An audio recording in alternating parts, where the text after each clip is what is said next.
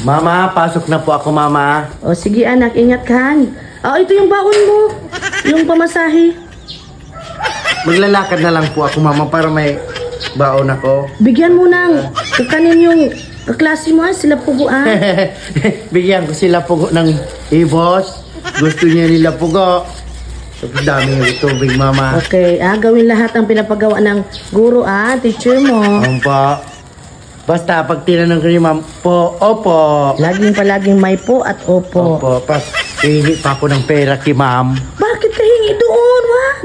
Kasi si Ma'am, pangalawang magulang ko na po, Mama. Siyempre, may Sundin baon. palagi ang ng guro, Huwag makipag-away. Di naman makilaro lang ako doon, Mama. Sila po kasi ang kararo ko. Sila po ko. Okay, makinig kay madam, ha? Opo, opo. Papasok na ako, O Ma'am. sige, ingatan mo yung sarili Sige po, mo. Mama.